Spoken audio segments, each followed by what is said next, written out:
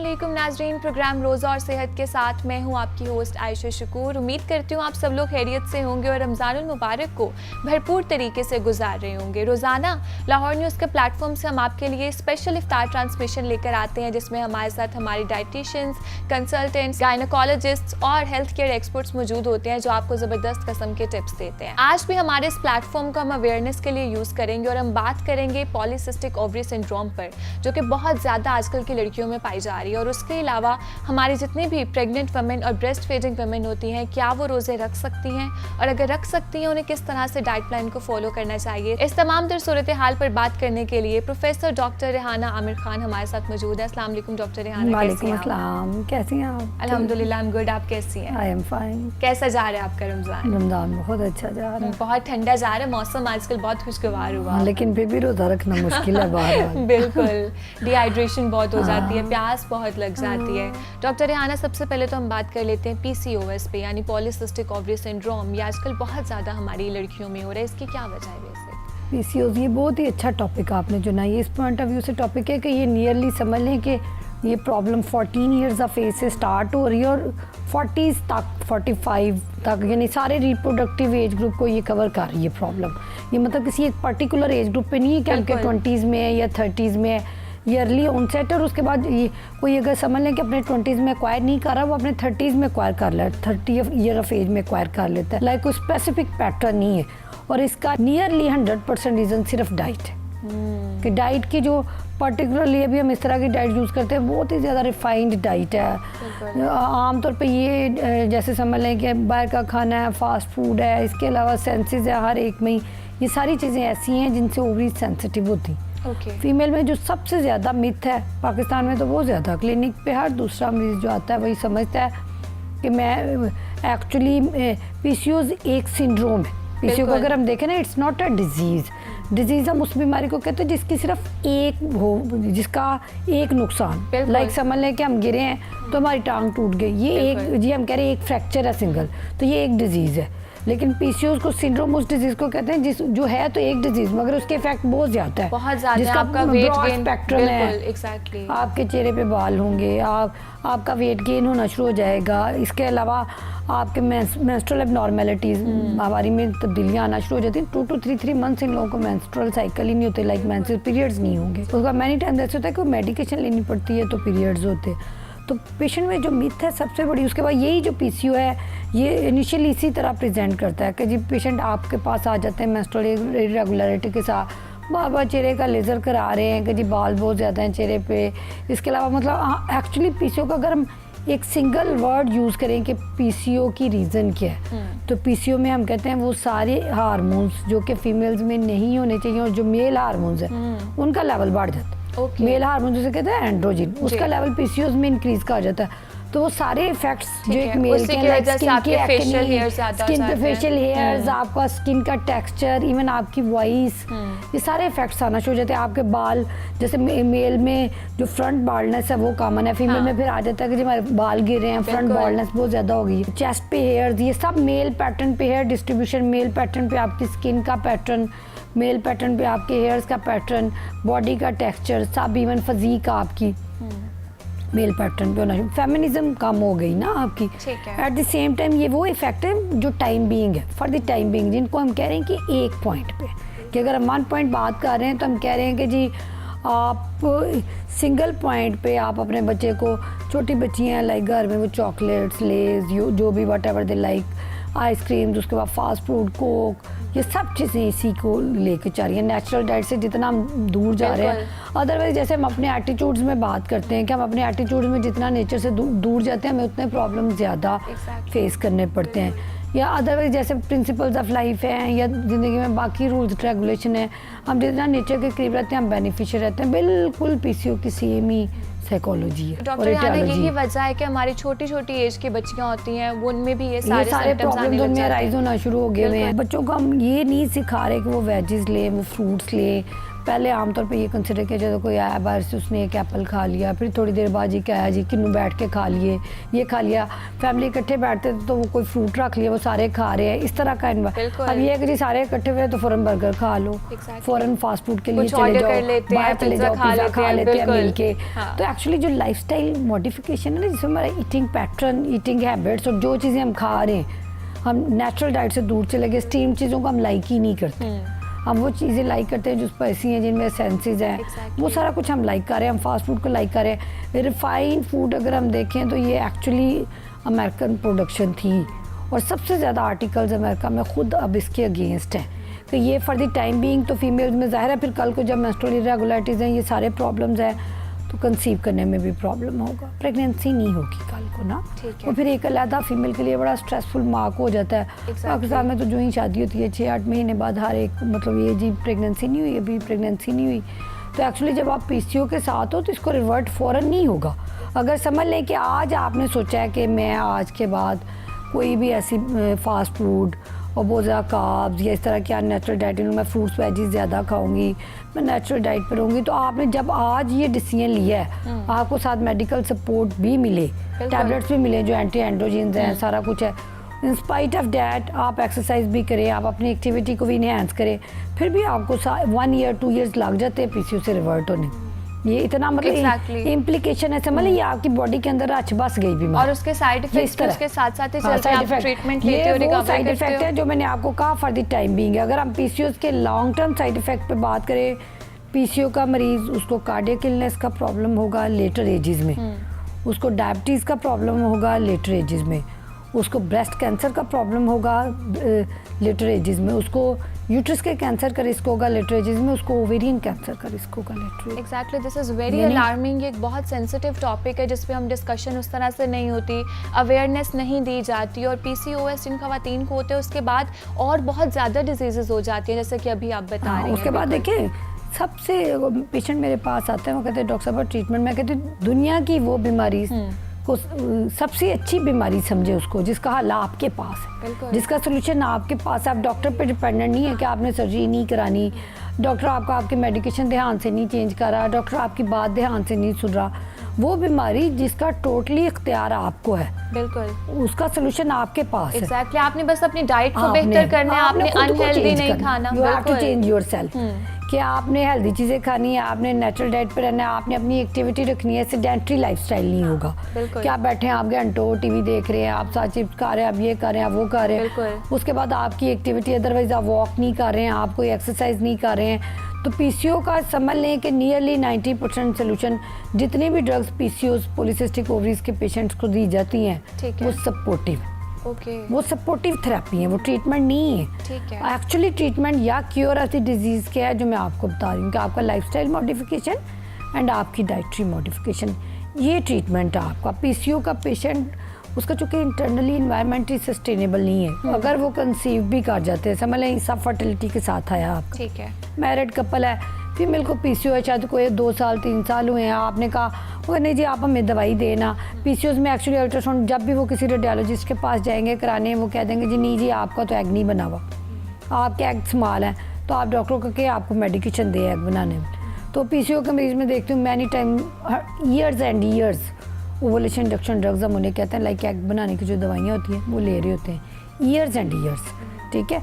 उसके बाद ये कंसीव भी कर ले मिसकैरेज में एंड अप हो जाते हैं क्योंकि बॉडी का internal environment is not suitable to sustain the pregnancy. बिल्कुल एग्जैक्टली, उसके साथ साथ इश्यूज इतने ज़्यादा हो जाते हैं कि आपको वीकनेस भी बहुत ज़्यादा हो जाती है। तो डॉक्टर रिहाना, अगर आपने अच्छी बात की, पीसीओ का मरीज अगर आप उसका कैल्शियम लेवल कराएं, आप उसका विटामिन D3 लेवल करा लें, आप उसका आयरन लेवल करा लें, क्योंकि वो डाइट खा रहा है जो बॉडी को नहीं रिक्वायर्ड, सब लोअर एंड पे आएगा। और अदरवाइज अगर आप उनका BMI देखें या वेट देखें वो बहुत ही ज़्यादा होगा, और उनसे अगर आप एक थिन लीन पेशेंट जो कि नेचुरल डाइट पे है फीमेल, आप उसका विटामिन D3 लेवल, आप उसका कैल्शियम लेवल, आप उसका आयरन लेवल कराएं, that will be far better. इसका मतलब जो डाइट आप ले रहे हैं वो आपका वेट गेन तो कर रही है, वो आपको डिस्टॉर्ट तो कर रही है, मगर वो आपको एनर्जी लेवल नहीं दे रही। इसलिए पीसीओ के सारे मरीज बॉडी एक, हेड एक, ये सारे प्रॉब्लम्स उनको होंगे। ठीक है, तो अगर एक पेशेंट आपके पास आ गया पीसीओएस का, आप उसका ट्रीटमेंट, डाइट उसको सजेस्ट करती हैं कि बेहतर कर ले, अपना लाइफस्टाइल बेहतर कर ले, उसके अलावा मेडिकेशंस पर भी लगा देते हैं, तो उसके बाद चांसेस है कि 100% वो बंदा बिल्कुल पेशेंट ठीक हो जाएगा? पीसीओ के पेशेंट को मैं एक ही बात कहती हूँ, जो कि मेरी ज़्यादातर सब फर्टिलिटी की भी प्रैक्टिस है, लाइक मैं करती हूँ लेप्रोस्कोपिक और रोबोटिक सर्जरी ना, तो पेशेंट आमतौर पे पेरिफेरी से रेफ़र होके आ जाते हैं कि नहीं जी इनको सिस्ट है, तो सर्जरी के लिए भेजा है, साथ चूँकि प्रेगनेंसी नहीं हो रही, तो हालांकि इनको किसी सर्जरी की ज़रूरत नहीं पड़ती। ठीक है, तो मैं उनको सिर्फ एक ही बात कहती हूँ, मैं उनको ये कहती हूँ कि जी आप ये बात जहन में रखें कि अगर आपको अपना हाल चाहिए then your attitude will be serious, कि आप सीरियसली बिहेव करेंगी, जो आपको डाइट प्लान दिया जाएगा आप उसको फॉलो करेंगे। अदरवाइज़ अगर आप ये कहें कि मैं दवाइयाँ कर दूँ, मैं बहुत अच्छी सर्जन हूँ, मैं आपकी लेप्रोस्कोपिक सर्जरी कर दूँ, किसी चीज़ से कोई हल नहीं निकला, आपका सोल्यूशन आपके पास है। और अगर आप कहें कि नहीं, बेशुमार मरीज आते हैं वो बार बार ये कहेंगे नहीं फिर मैं 2 चॉकलेट खा लिया करूँ, मैं तो पूरा पैक खाती हूँ, तो डॉक्टर साहब मैं सिर्फ एक दफ़ा आइसक्रीम खा लिया करूँ, तो मैं उन्हें ये कहती हूँ नहीं, आप अगर इन चीज़ों के यूज टू रहेंगे तो आप इससे बाहर ही नहीं निकल सकते। बिल्कुल, आप और बाहर ही नहीं निकल इलाज से सकते। बेहतर है जब आपको पता है ये चीज़ें मेरे लिए अच्छी नहीं है और इतनी सीवियर वैसे भी अगर कंडीशन हम हो देखें ना, जाए। क्वालिटी डाइट नहीं है ये। बिल्कुल। जो लोग अच्छी चीज़ें खाने के आदी हो जाते हैं, लाइक क्वालिटी डाइट हम ये कहते हैं कि जी आप पल्सेस लें, आप बीन्स लें, आप ड्राई फ्रूट्स लें, आप वेजेस लें, आप फ्रूट्स लें, तो ये क्वालिटी डाइट है। जब आप क्वालिटी डाइट के मैंने कहते हो आप यूज टू हो जाएंगे, आपको वैसे दूसरी चीज़ें अच्छी नहीं लगती। बिल्कुल, जो लोग क्वालिटी डाइट के आदी होते हैं उन्हें वही चीज़ें अच्छी लगती अपने हैं। सिस्टम को इम्यून करने की आदत होती है, अगर हम क्वालिटी डाइट की तरफ चले जाएंगे फिर हमें वो चीज़ें फैसिनेट भी नहीं करेंगी उसी के साथ। और वैसे भी ये अगर हम ये कहें जी दिल ये कह रहा है कि ये खा ले, दिल कह रहा है पिज़्ज़ा खा ले, दिल कह रहा है बर्गर खा ले,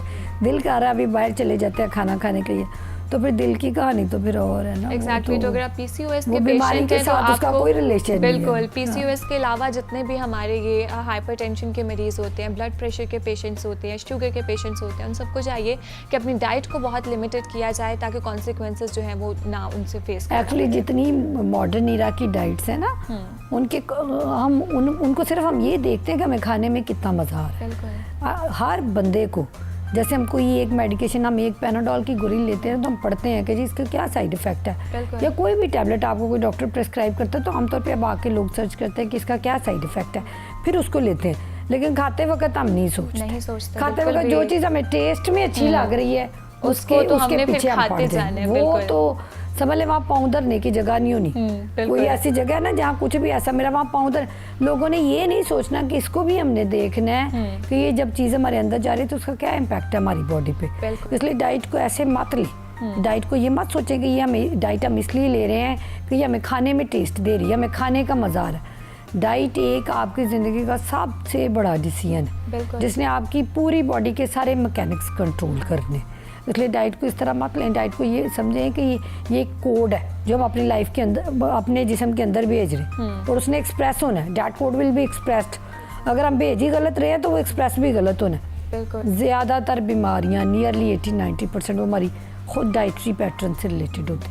हम खाते वक्त हमें नहीं पता होता, लेकिन बाद में जब हम बीमार हो जाते हैं फिर हम उन चीज़ों की तरफ जाते हैं कि भाई नहीं हमें ये नहीं करना चाहिए था या कुछ। इसलिए prevention is better than cure. Exactly जी, prevention is better than cure. Doctor Rehana, hormonal issues बहुत ज़्यादा लड़कियों में हो रहे हैं। पीसीओएस तो एक कॉज है, लेकिन जिनको पीसीओएस नहीं है उसके अलावा भी हार्मोनल इश्यूज़ बहुत ज़्यादा एक कॉमन हो चुका है। हर लड़की को हार्मोनल इश्यूज़ हो रहे हैं जिसकी वजह से फेशियल हेयर बहुत ज़्यादा हो रहे हैं। तो ये ज़्यादा इसकी क्या बेसिक रीज़न है कि हर दूसरी लड़की हार्मोनल इश्यूज़ से सफ़र कर रही है? पीसीओएस को अगर हम बात करते हैं तो ये सिर्फ वो 20 को नहीं होता, ये थिन लीन को भी होता है। इसलिए हार्मोनल इशू का ये कंसर्न नहीं है कि ये सिर्फ एक मोटी फीमेल को जिसका BMI ज़्यादा उसको हो सकते हैं, ये थिन लीन को भी हो सकते हैं हार्मोनल इशूज़।